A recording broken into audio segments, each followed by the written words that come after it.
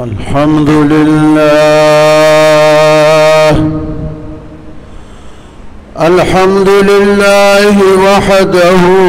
صدق وعده ونصر عبده وهزم الأحزاب وحده فلا شيء بعده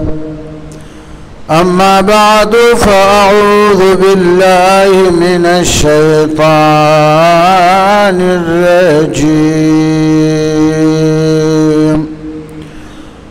بسم الله الرحمن الرحيم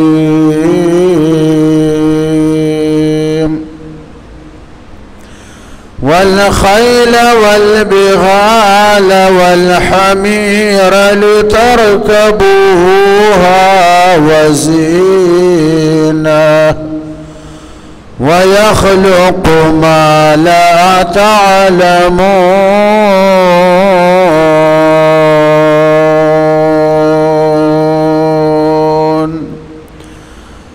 دا سورة نحل مبارک 8 نمبر آیات تا دیکم دا اللہ دا نعمتنو بیان دا جانور و شکل کی فرمائی والخیل علاوی اسنا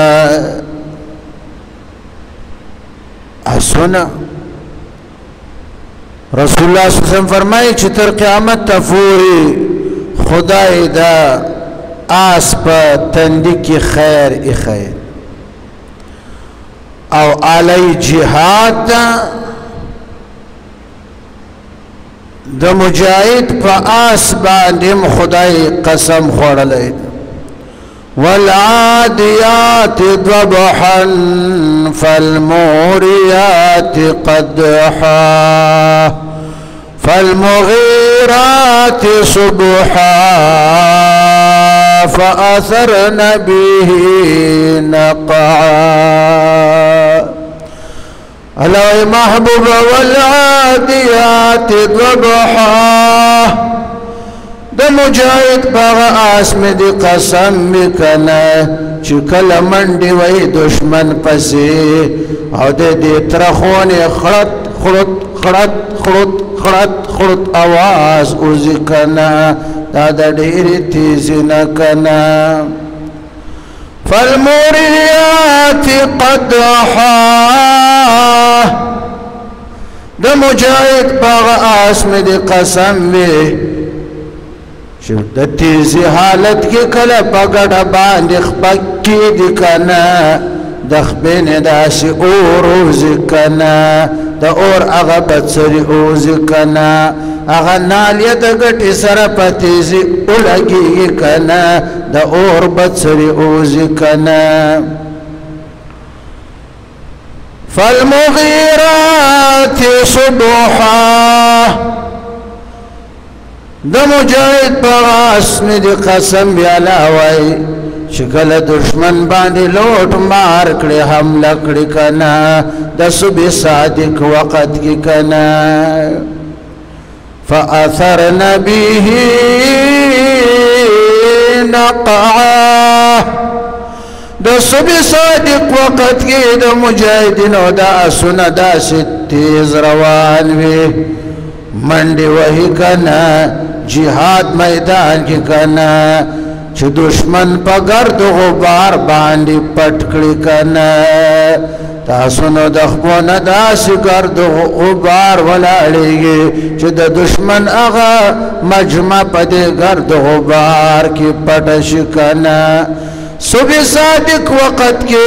شبنم پری و تلویز مکلندوی تلندیز مکینا دوڑا ولا رول دا مشکل کار دا لیکن دا مجاہدین و اسونا دا سی تیز زکنا چھ تلندیز مکینا ہم دوڑا ولا رکڑکنا والخیل علاوی اسونا گورا آس چکم دا علی جہاد دکنا مکه زمانه کې جهادونه په اسونو باندې وکنا اوسم شته والخيل الله وي اسنا والبغال او قچر خو پیژنې کنه د آس پشانوي خو داسې مړ پړ وي کنه والبغال او قچر کنه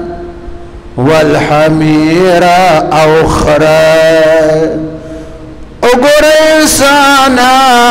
والخيل والبغال والحمير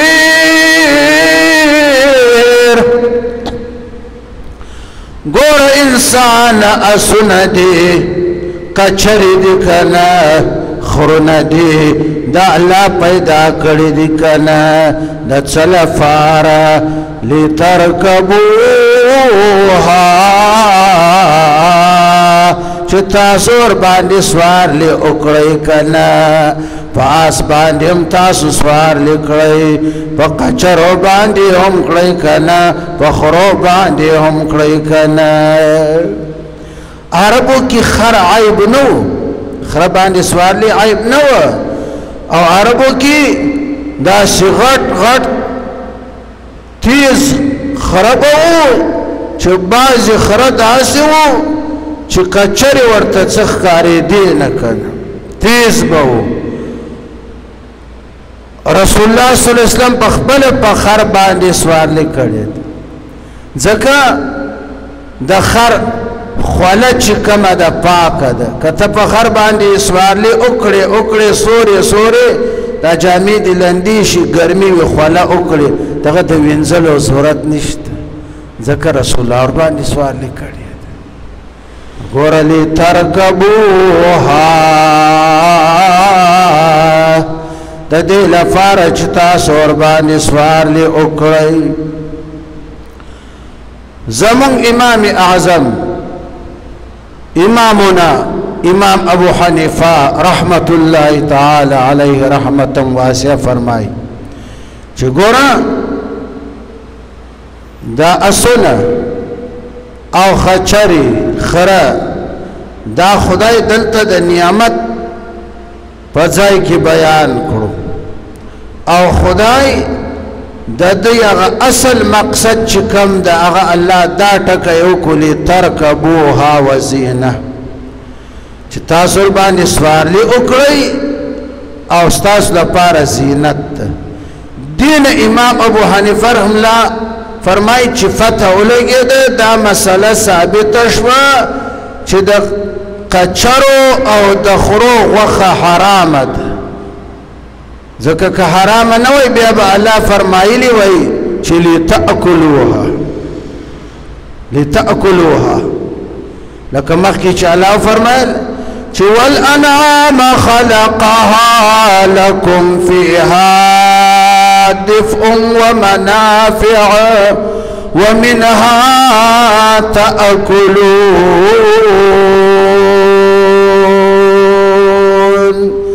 هل تعالی دغړو چلو غواګانو بارک الله فرمایل ومنها تاكلون دغون تاسو خوراک کړئ دلته الله فرمایلی ترکبوها دې لپاره تاسو په سوارلی وکړئ نو فتح لګیدا چې د خرو او د خچرو غوخه چې کومه ده دا حرامه ده او د اسونو غوخه امام ابو حنیفه رحم الله مسلک دا ده چې دا مکروه ده لترکبوها دې لپاره چې تاسو ور باندې سوارلی وکړئ تاسو د سوارلی لپاره ګور الله وای انسان طاقتور اسونه طاقتور کچری طاقتور خرم درته پیدا کړی د کنه دا ستاله لپاره انسان وزینا او دا خرا کچر اسونه تاسو لپاره زینت تکنه کلی کې په پخوا گاډي ماډي نو چې د کلی به یو لوی ملک سردار خان وو تدبا عمده آس ملک خان چې په آس باندې سور شو آس به دا خپې اوچته وړي د عمده آس یوه نښه دا ده چې دا غوږونه داسې په خپله سره میلاووي غوږونه په خپله سره میلاولی شي خان صاحب چې ملک صاحب په آس ورو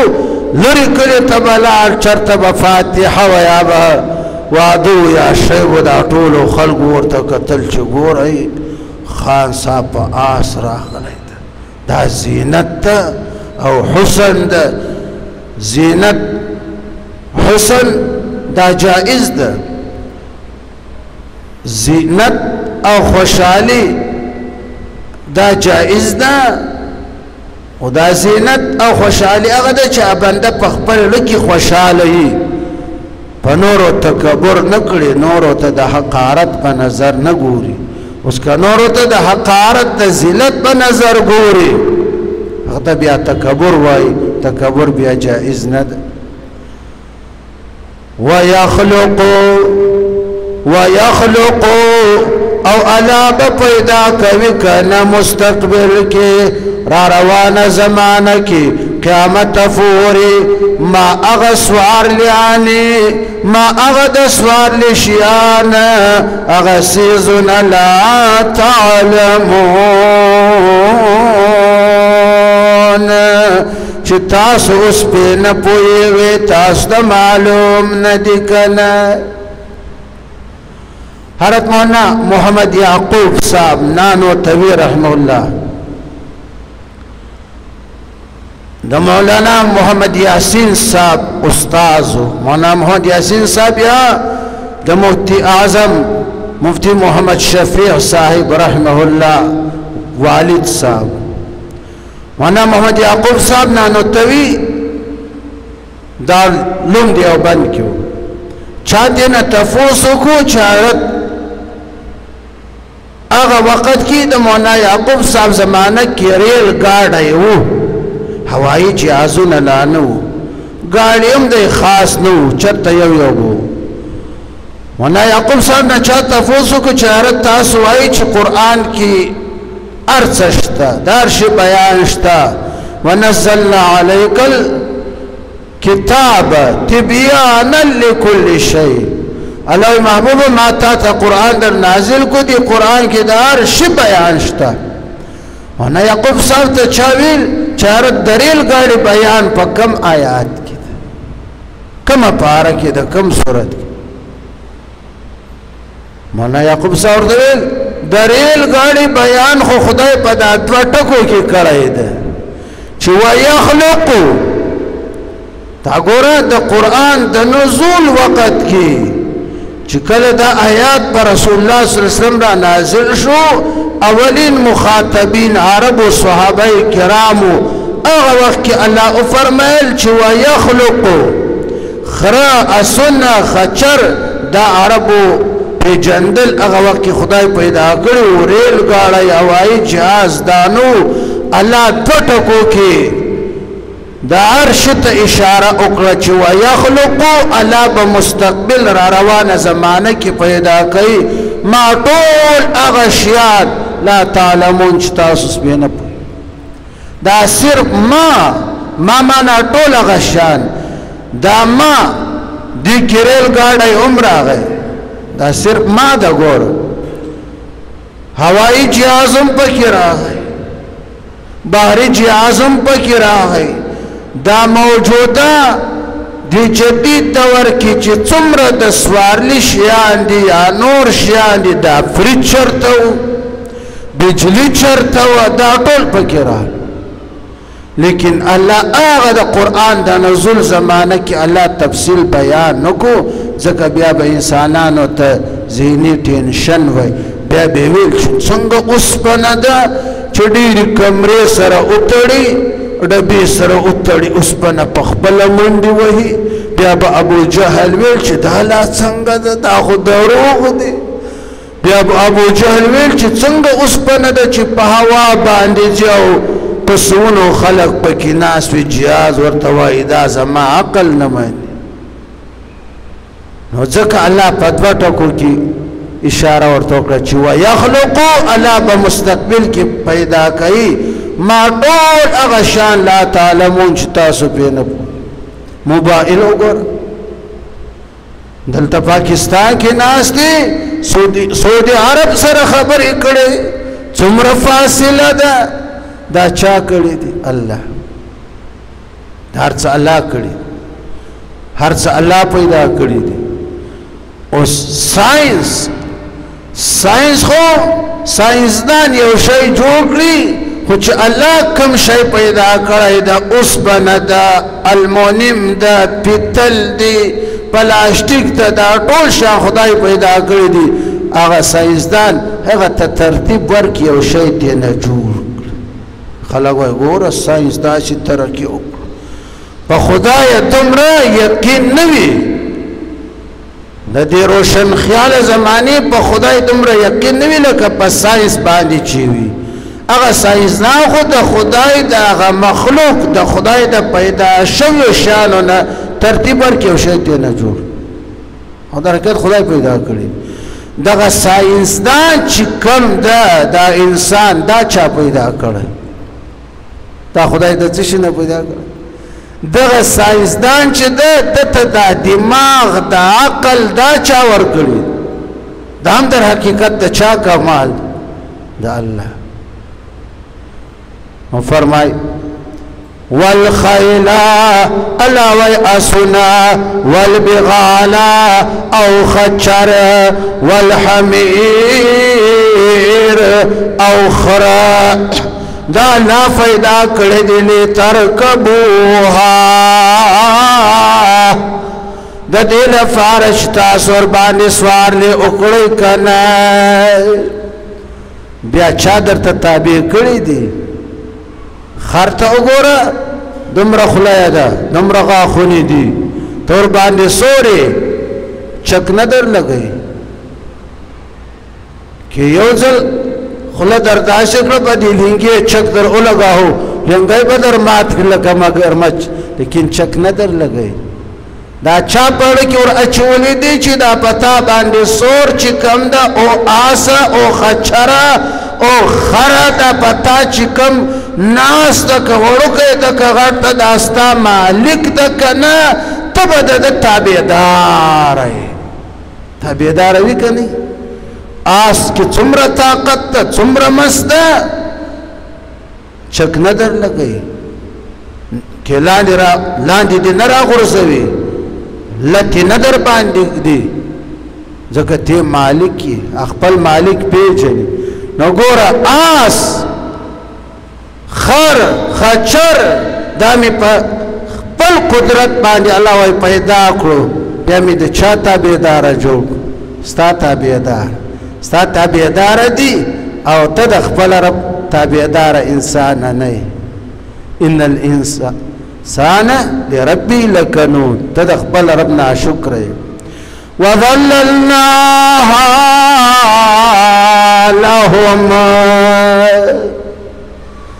وظللناها لهم فمنها ركوبهم ومنها يأكلون. اولم يروا، ولی دوی نګوري الله وایي دې ته ښه ګوري، خو بیا هم زما د وحدانیت اقرار نه کړي، شکر نه ادا کوي. اولم يروا انا خلقنا لهم مما عملت ايدينا انعاما فهم لها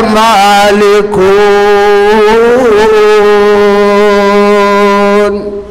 ولدي نغوري الله ويديتا چې ما په خپل قدرت سره اسونه خره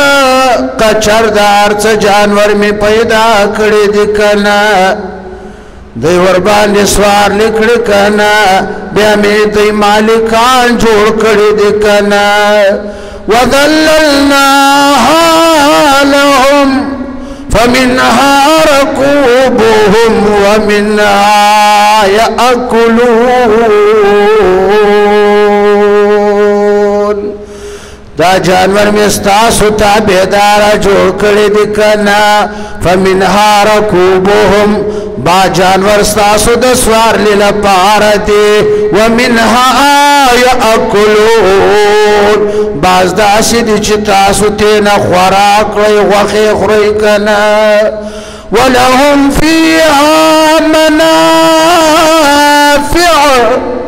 ولهم فيها منافع ومشارب أفلا يشكرون دي جانور کی ستاسو لپار علاوه ډېرې فائدې دي کنا او تاسو تینا پیس کئی کنا بیام علاوه تاسو شکر نا ادا کوئی تو هم ما پیدا کر انسانا خلق الإنسان من نطفة فإذا هو خصيم مبين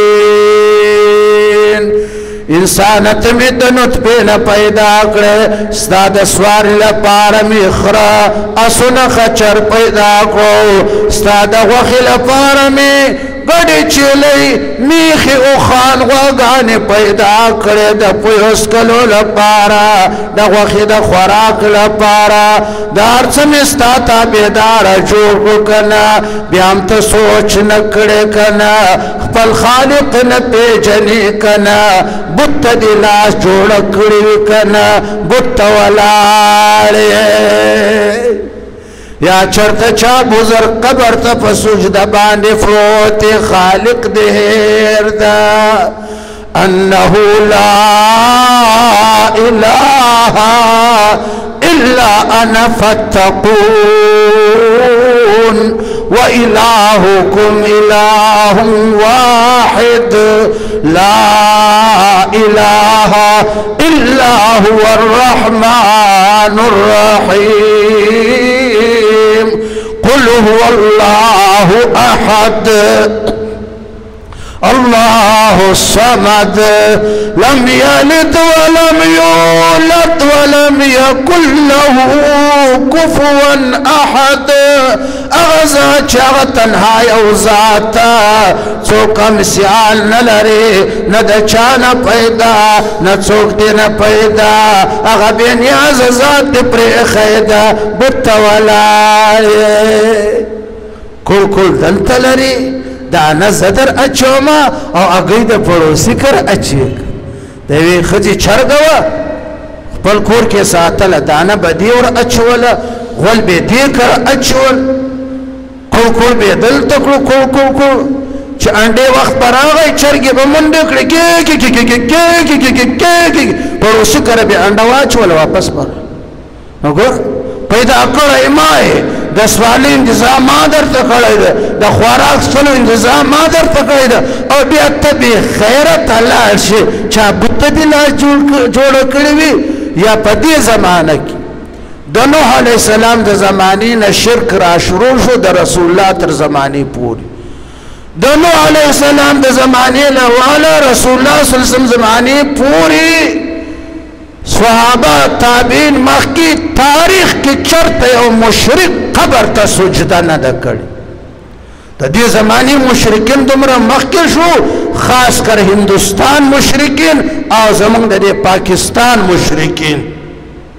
یو خطه یو ملک تاریخ کی قبر تا چا سجدہ نہ کرے لیکن ہندوستانی مشرکین اور پاکستانی مشرکین اب بزرگانو تا سجدہ ترقی اکڑ کر واخر دعوانا ان الحمدللہ رب العالمین